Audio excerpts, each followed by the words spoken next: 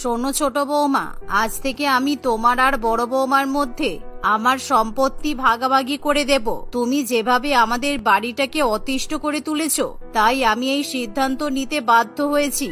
কিন্তু কেন মা, আমি কি করেছি যে আপনি আমার উপর রেগে গেছেন? আমি বিয়ের পর থেকে আপনাদের সেবা করার চেষ্টা করে যাচ্ছি, কিন্তু আমি যে কাজই করি না কেন আপনি আর দিদি সবসময় আমার উপর রেগে যান। যাতে আমি তোমাদের উপর আর রাগ করতে না পারি সেটারই ব্যবস্থা করছি।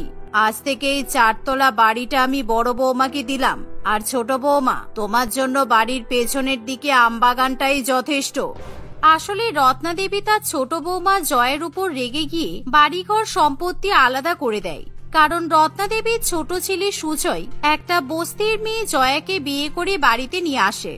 জয়া বস্তির মেয়ে হলেও তার সাদাসিধে স্বভাব এবং সহজ সরল মানসিকতা দেখে সুজয় জয়াকে পছন্দ করে। কিন্তু রত্না দেবীর পরিবার অনেক বড়লোক হওয়ায় তারা কিছুতেই সুজয়ের সিদ্ধান্ত মেনে নিতে পারে না।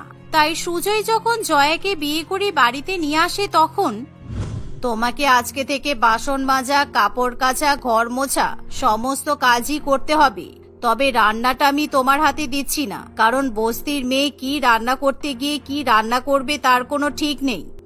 সুজয় যে কি করে এরকম বস্তির একটা মেয়েকে পছন্দ করে আনলো আমি তো ভাবতেই পারছি না। লোক সমাজে মুখ দেখানো যাবে না দেখছি। এই যে মেয়ে শোনো, তুমি কিন্তু রান্নাঘরে একদম ঢুকবে না। তোমাকে আমি রান্নাঘরের বাইরে বাসন বের করে এনে দেব, তুমি মেজে দেবে। জয়া ছোটবেলা থেকে আশেপাশের লোকেদের কাছ থেকে বস্তির মেয়ে বলে খারাপ কথা শুনে এসেছে, তাই শ্বশুর বাড়িতে তাকে বস্তির মেয়ে বলে ডাকা হলেও জয়া সেরকম ভাবে গায়ে লাগে না। আপনারা চিন্তা করবেন না, আপনারা যেভাবে বলবেন আমি সেরকম ভাবেই কাজ করব। আমাকে এখন কি করতে হবে বলুন, আমি করে দিচ্ছি। জয়ার কথা শুনি ইমানি এক গাদা জামা কাপড় এনে জয়ার সামনে ফেলে দেয়। যাও, এই জামা কাপড়গুলো বাইরে গিয়ে হাতে কেচে নিয়ে এসো, এরপর আমি তোমাকে বাসন বের করে দেব, সেগুলো মেজে দেবে। যাও যাও, তাড়াতাড়ি যাও, আমার আরো অনেক কাজ বাকি আছে। এই বলে এটো বাসনগুলো বাইরে রেখে ইমানি রান্নাঘরে চলে যায়, আর রত্না দেবীও নিজের মতো সেখান থেকে চলে যায়। এদিকে জয়া কোথায় জামা কাপড় কাচবে সেটা ভেবে না পেয়ে বাথরুমে গিয়ে জামা কাপড় কাচা, বাসন মাজা শুরু করে দেয়। আর জামা কাপড় কাচা হয়ে গেলে জয়া সেই জামা কাপড়গুলো 4 তলার ছাদে গিয়ে মেলে দিয়ে আসে এবং বাসনগুলো ইমানিকে দিয়ে আসে। কিন্তু রান্না বান্না করার সময় ইমানি মনে মনে ভাবলাম ছোট দেওরের বউ আসবে, আমাকে রান্না বান্নায় সাহায্য করবে, তা নয় এলো এক বস্তির মেয়ে। এই আগুনের তাতে দাঁড়িয়ে দাঁড়িয়ে রান্না করতে গিয়ে আমার ভীষণ গরম লাগছে। এভাবেই কিছুদিন কাটে, আর প্রত্যেক দিন রত্না দেবী এবং ইমানি জয়ের উপর নানান রকম হুকুম চালাতে থাকে। তাই জয়া সকাল থেকে সন্ধ্যা পর্যন্ত নিজের বড় জামাই এবং শাশুড়ি মায়ের ফাইফরমাস কাটতে থাকে। এমনই একদিন জয়া জামা কাপড় কাচার পর 4 তলার ছাদের উপর জামা কাপড় মেলে আসে, কিন্তু সেদিন বিকালবেলা জয়া সেই জামা কাপড়গুলো তুলতে ভুলে যায়। আর পরের দিন ইমানি তার একটা দামি শাড়ি খুঁজে পায় না, যার ফলে সেই শাড়িটা খুঁজতে খুঁজতে 4 তলার ছাদে গিয়ে শাড়িটা খুঁজে পায়। আমার 10,000 টাকা সুন্দর বেনারসি শাড়িটা রোদে পুড়ে ঝাঁঝরা হয়ে গেছে। তোমার মতো বস্তির মেয়েকে আমি খুব ভালো করে জানি, তোমাকে জামা কাপড় কাচতে দেওয়াটাই আমার ভুল হয়েছে। এমন সময় জয়া বুঝতে পারে শ্বশুর বাড়িতে সে যাই করুক না কেন সমস্ত কিছু নিয়েই তাকে এখন বকা শুনতে হবে। এভাবে আরো কিছুদিন কাটে, আর একদিন ইমানি এবং রত্না দেবীর এক প্রতিবেশীদের বাড়িতে নিমন্ত্রণ থাকে। বড় বৌমা, তোমার আর আমার তো রাজুদের বাড়িতে নিমন্ত্রণ আছে, কিন্তু জয়ার এখন কি করি? জয়াকে নিয়ে তো রাজুদের বাড়িতে যাওয়া যাবে না, লোকে নানান কথা বলবে। ঠিক আছে, আমি রান্নাঘর থেকে জয়াকে চাল ডাল তেল নুন সমস্ত কিছু দিয়ে দিচ্ছি। সিঁড়ির তলায় একটা কেরোসিন তেলের স্টোভ আছে, জয়া ওটাতেই নিজের মতো রান্না করে নিতে পারবে।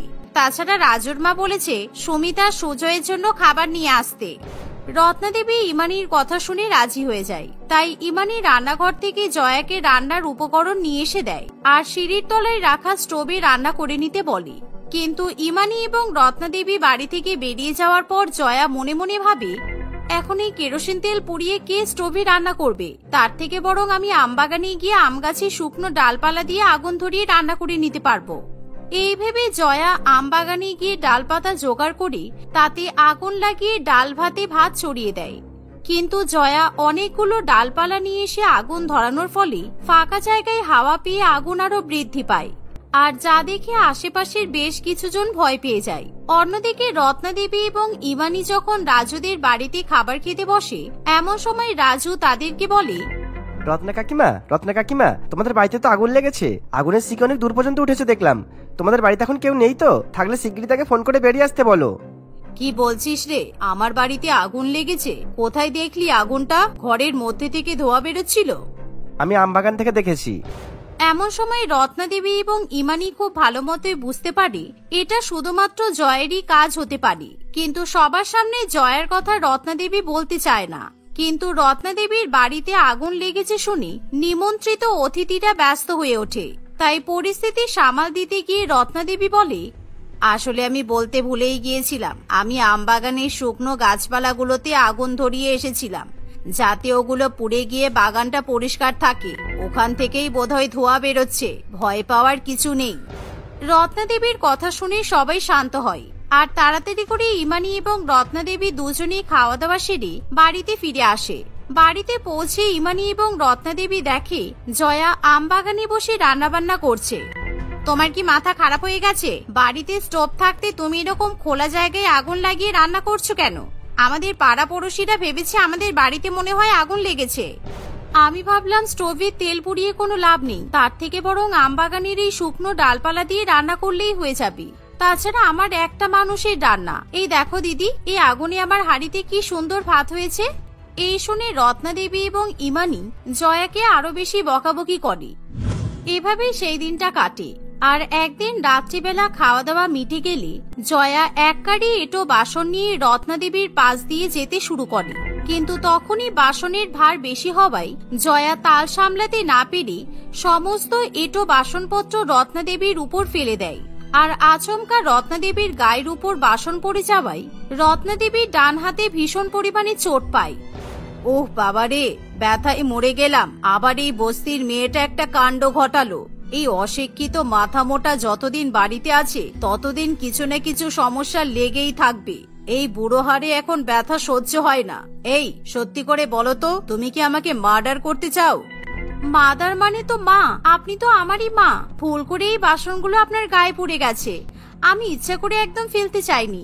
আমি ঠিক আপনার যত্ন নিয়ে আপনাকে সুস্থ করে তুলবো। এই বলে জয়া রত্নাদেবীকে ঘরে নিয়ে গিয়ে মলম লাগিয়ে একটা পট্টি বেঁধে দেয়। কিন্তু পরের দিন সকালে রত্নাদেবীর হাত এতই ব্যথা করে যে সেই হাতটা দিয়ে সে ব্রাশ পর্যন্ত করতে পারে না।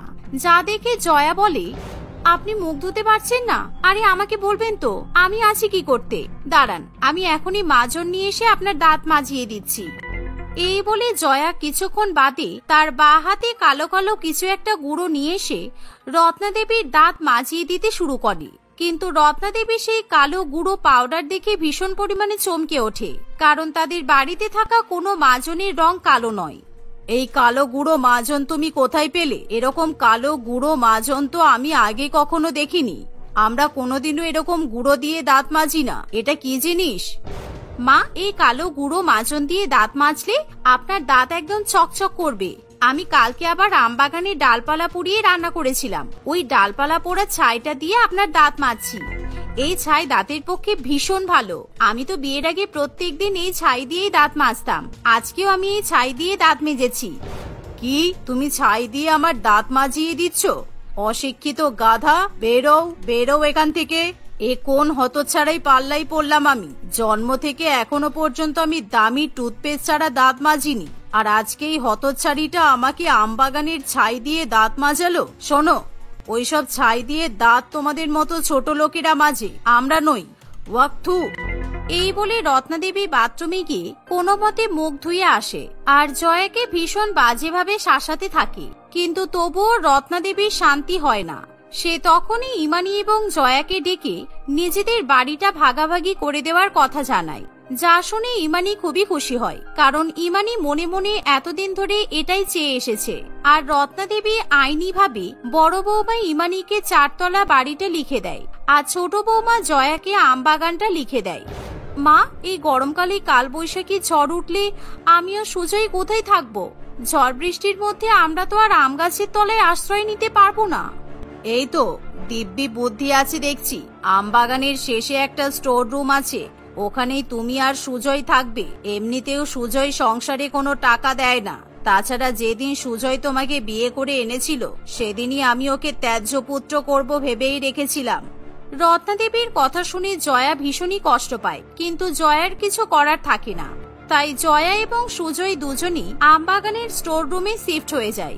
অন্যদিকে ইমানি 4 তলা বাড়ি পেয়ে আনন্দে আত্মহারা হয়ে ওঠে।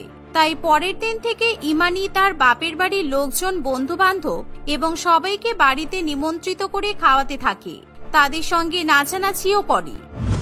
এভাবেই বেশ কয়েক মাস কাটে, কিন্তু বাড়িতে প্রত্যেকদিন এত লোকের আনাগোনা রত্নাদেবী মোটেই পছন্দ করতে পারে না।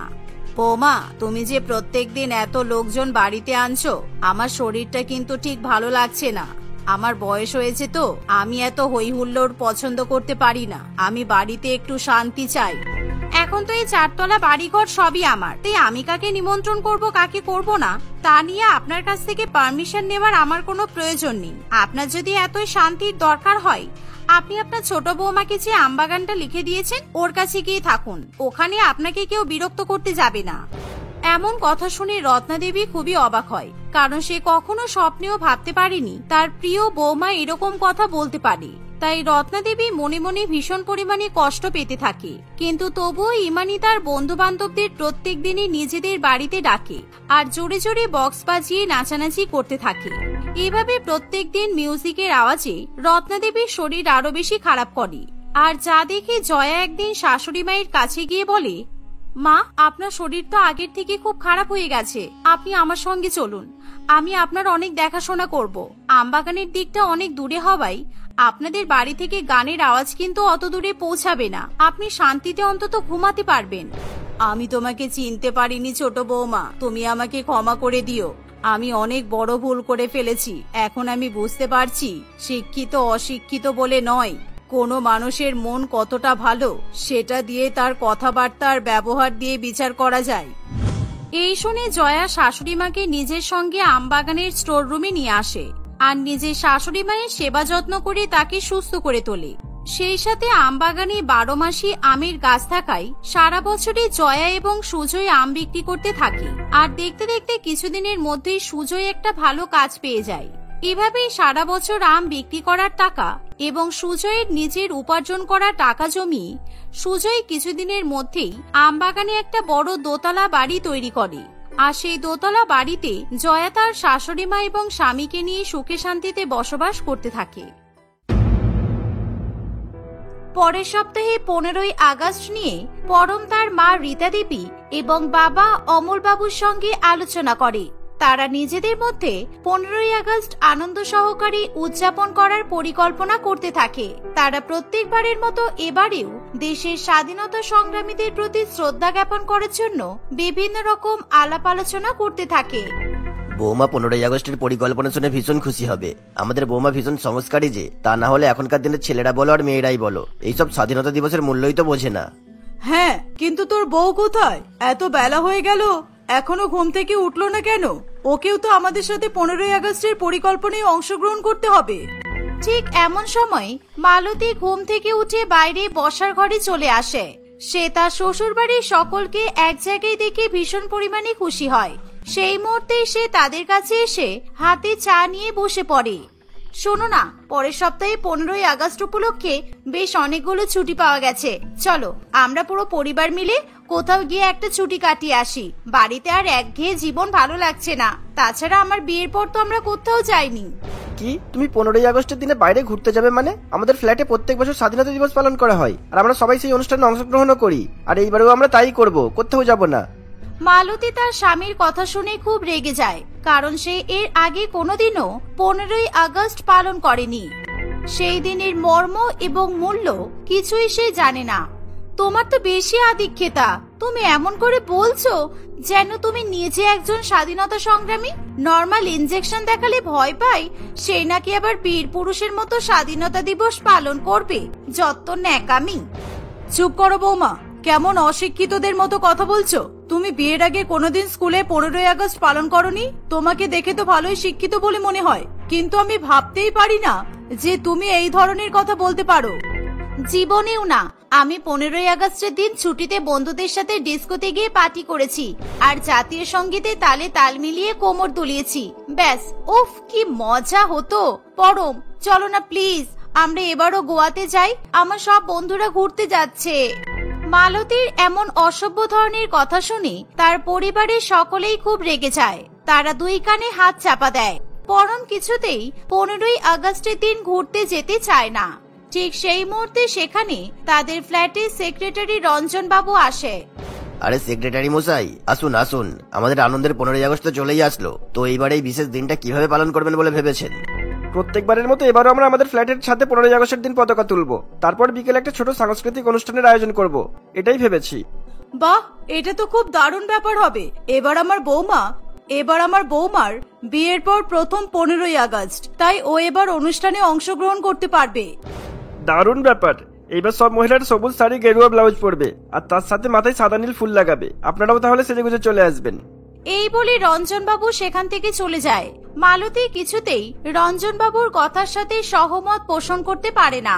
সে জীবনে প্রথমবার 15ই আগস্ট পালন করার জন্য নিজের মনকে মানিয়ে নিতে অস্বীকার করে। এভাবে কিছুদিন কাটে। সকলে 15ই আগস্টের তোড়জোড় শুরু করে দেয়। রীতা দেবী তার বৌমার সাথে ফ্ল্যাট সাজানোর জন্য দেশের পতাকা কিনতে যায়। তারা পতাকা কিনে নিয়ে আসছে সেই সময় তাদের সঙ্গে কুমারী দেবীর সাক্ষাৎ হয়। কি গো রীতা, ছেলের বিয়ের পর বৌমাকে পেয়ে আমাদেরকে তো ভুলেই গেছো। একদিন তো নিমন্ত্রণ করে বৌমার হাতে রান্না খাওয়াতে পারো, নাকি টাকা খরচ হবে সেই ভয়ে ডাকবে না? না না, তুমি ভুল ভাবছো। তুমি কি খাবে বলো? আমার বৌমা তোমাকে রান্না করে খাওয়াবে। নিজের শাশুড়ি মায়ের মুখে এমন কথা শুনে মালতী খুবই রেগে যায়।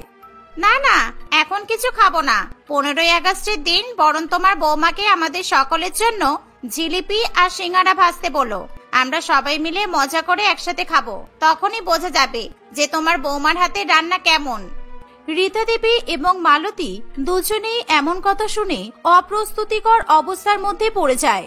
ঠিক আছে, আমার বৌমা খুব সুন্দর জিলিপি বানাতে পারে আর ওর হাতে সিঙ্গারা তো অসাধারণ। তুমি নিশ্চিন্তে থাকো, আমার বৌমা তোমার বৌমার থেকে ভালো রান্না করবে। হ্যাঁ। মা কি পাগল হয়ে গেছে? আমি এক কাপ চা পর্যন্ত বানাতে পারি না, আর 15ই আগস্টের জন্য জিলিপি সিঙ্গারা বানাবো? আমি কিছুতেই পারবো না। আমার এসব ন্যাকামি ভালো লাগছে না, যত সব জ্বালাতন। কিছুক্ষণ পর রীতা দেবী সেখান থেকে তার বৌমাকে নিয়ে চলে আসে। কুমারী দেবী একা একা মুচকি মুচকি হাসতে থাকে। এর আগের বছর 15ই আগস্টে জিলিপি আর সিঙ্গারার দায়িত্ব আমার কাঁধে চেপেছিল। সারা ফ্ল্যাটের লোকজনকে খাওয়াতে অনেক খরচ হয়, তাই তুমি আর তোমার বউ মিলে এই খরচ এবার বহন করো। দেখতে দেখতে আরো 2-1 দিন কাটে। সকলে স্বাধীনতা দিবস উপলক্ষে নিজেদের ফ্ল্যাট ঘর বাড়ি সমস্ত কিছু পতাকা দিয়ে সুন্দর করে সাজাতে শুরু করে। কিন্তু মালতী কিছুতেই বুঝতে পারে না যে সে কিভাবে অত লোকের জন্য জিলিপি এবং সিঙ্গারা বানাবে। তাকে আবার সন্ধ্যায় সাংস্কৃতিক অনুষ্ঠানে অংশগ্রহণ করতে হবে।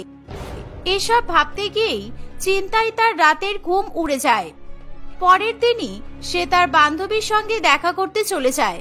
সে প্রিয়াকে সব ঘটনা খুলে বলে। তুই আমায় হাসালি বটে, ভাগ্যিস আমি বিয়ে করিনি। 15ই আগস্টের দিন নাকি ফ্ল্যাটের স্বাধীনতা দিবস পালন করা হবে। দেশভক্তি উতলে পড়ছে। আমি এবার কাশ্মীর যাচ্ছি। 15ই আগস্টে ওখানে গিয়ে ঠান্ডায় জমিয়ে মদ খাবো, মজা করব। তুই আমার কাটা গায়ে নুনের ছিটা দিস না তো। আমিও আমার বরকে বলেছিলাম ঘুরতে যেতে, কিন্তু যাবে না বলছে। তুই মনে হয় জীবনে প্রথম 15ই আগস্ট পালন করছিস। বল, চাপ নিস না। তুই লুকিয়ে লুকিয়ে মিষ্টির দোকান থেকে জিলিপি সিঙ্গারা কিনে আনবি আর সেগুলো তোর রান্না করা বলে চালিয়ে দিবি। ব্যাস, সমস্যার সমাধান হয়ে গেল। মালতী প্রিয়ার কথা শুনে খুবই খুশি হয়। সে নিজের বাড়িতে চলে যায়। 15ই আগস্ট আসতে আর মাত্র 2-1 দিন বাকি ছিল। ফলে সকলে মিলে ফ্ল্যাটের ছাদ সাজাতে ব্যস্ত হয়ে পড়ে। সারা ফ্ল্যাট সাদা, সবুজ এবং গেরুয়া টুনি লাইট দিয়ে সাজানো হয়। ছাদের মধ্যে সাংস্কৃতিক অনুষ্ঠানের জন্য মঞ্চ তৈরি করা হয় এবং সারা ফ্ল্যাট ফুল দিয়ে সাজিয়ে তোলা হয়। 14ই আগস্টের দিন সকালবেলা। তুমি ঘরে শুয়ে শুয়ে ফেসবুক করছো আর আমরা সকলে মিলে তো খেটে মরছি। আমাদের সাথে পুরো ছাদটা ফুল দিয়ে সাজাবে চলো, তাহলে তোমারও ভালো লাগবে। তোমার মধ্যে কোনো উৎসব বলে তো কিছুই দেখতে পাচ্ছি না। তোমার তো কোনো রকম আনন্দের অনুভূতি নেই দেখছি। তোমার মাথায় সমস্যা আছে বলে তুমি মনে করছো আমার মাথায়ও সমস্যা আছে? এই দুপুর রোদে আমি এখন ছাদ সাজাতে যাব? কখনো না। আমার গায়ে ট্যান পড়ে যাবে, আমি যেতে পারবো না। তোমার মতো কিছু মানুষদের দেখলে মনে হয় স্বাধীনতা সংগ্রামীরা বেকার নিজেদের জীবন বলিদান দিয়ে দেশ স্বাধীনতা করতে গিয়েছিল, কোনো দরকার ছিল না। এই বলে পরম সেখান থেকে চলে যায়। মালতীর কোনো কথাই কিছু যায় আসে না। সে আবার নিজের মতো করে ফেসবুক করতে শুরু করে।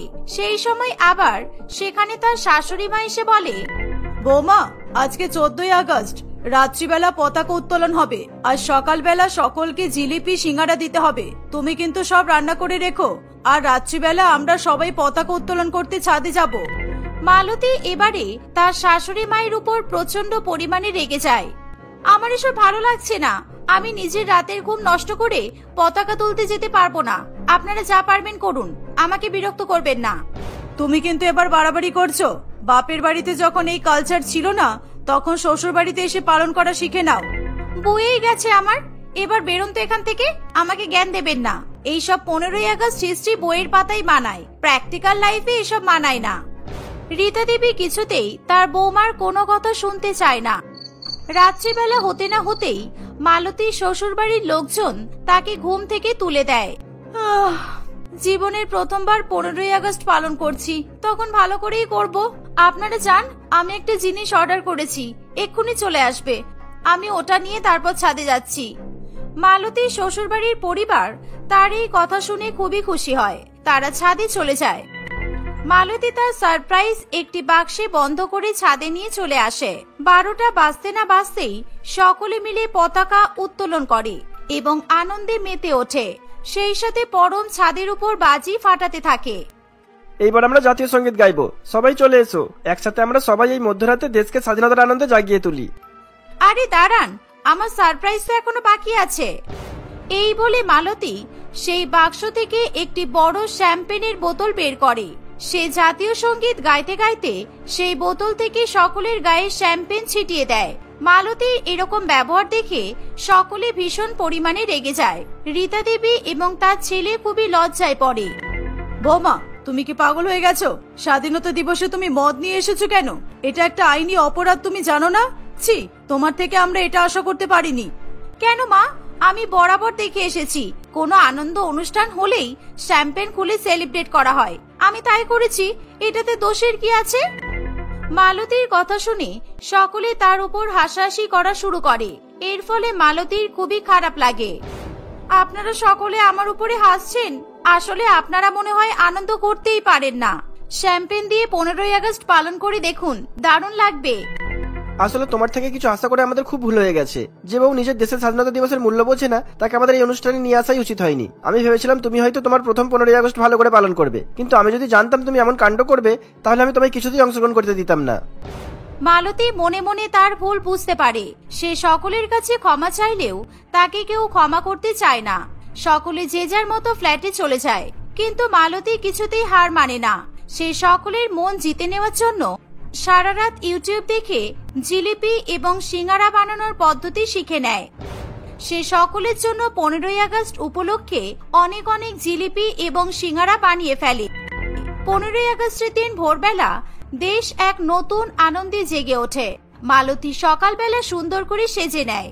সে ফ্ল্যাটের সকল বাচ্চাদের এবং বড়দের জিলিপি ও সিঙ্গারা বিতরণ করতে শুরু করে। এমন দৃশ্য দেখে সকলে খুবই খুশি হয়। আমি আজকে প্রথমবার 15ই আগস্ট এমন ভাবে পালন করে খুব খুশি হয়েছি। আজকে আমরা সবাই মিলে আবার নতুন করে পতাকা উত্তোলন করি। মালতী ফ্ল্যাটের সকলের সঙ্গে মিলে 15ই আগস্টের পতাকা উত্তোলন করে। সকলে তার হাতে জিলিপি এবং সিঙ্গারা খেয়ে অনেক প্রশংসা করে। এর ফলে মালতী খুবই খুশি হয়। সন্ধ্যাবেলা মালতী সে ফ্ল্যাটে কয়েকটি মহিলাদের সঙ্গে কয়েকটি দেশভক্তিমূলক গানের নৃত্য পরিবেশন করে। সকলে হাততালির মাধ্যমে তাদেরকে উৎসাহিত করে। বৌমা, 15ই আগস্টের দিন তোমার হাতে জিলিপি সিঙ্গারা খেয়ে আমার কিন্তু দারুণ লেগেছে। সকালটা কিন্তু খুব ভালো করে শুরু হলো। বন্ধুরা, আমি আমার জীবনে প্রথমবার 15ই আগস্ট পালন করলাম। আমি আশা করব তোমরা যে দেশেই থাকো না কেন, সেই দেশের স্বাধীনতা দিবস খুব সুন্দর করে পালন করবে। আর দেশকে স্বাধীন করার উদ্দেশ্যে যারা নিজেদের প্রাণ দিয়েছেন তাদের কিন্তু কখনো ভুলে যেও না। Happy independence day to all. সকলকে স্বাধীনতা দিবসের অনেক অনেক শুভেচ্ছা জানাই।